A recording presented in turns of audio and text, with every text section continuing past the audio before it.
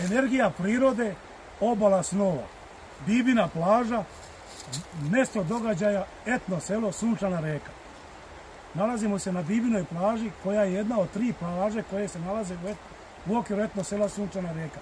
Jedna se zove Vrtovi sunca, druga Šotrina, a ova Bibina dobila ime po preminuloj vlasnici etno sela Sunčana Reka, Dobrinki Bibi Mirković. Volja Božija, narode, pogledajte, 1. novembar, a ne samo ja.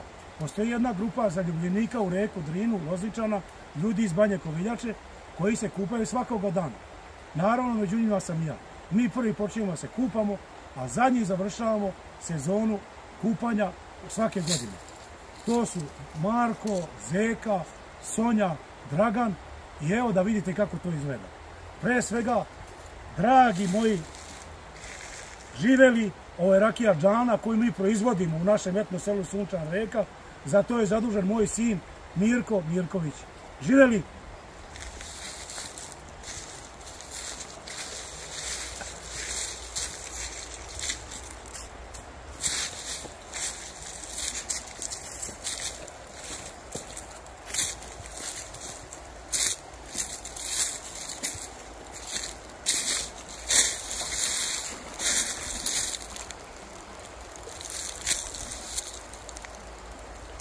Možda mi nećete verovati, ali znajte da reka Drina, koja sad ima 14 stepeni, možda 15, daje takvu energiju.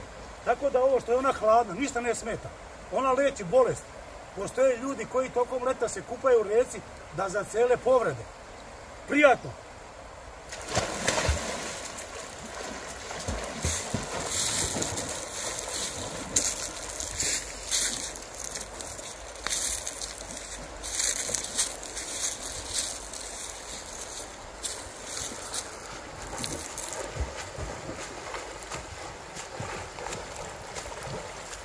Živa je istina da je hladno, ali ja se osjećam kao preporođen.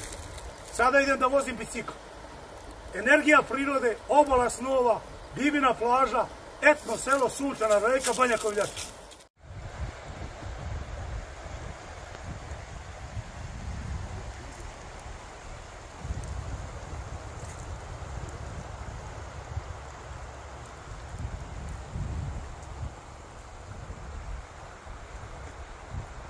Evo, danas je 1. novembar 2022.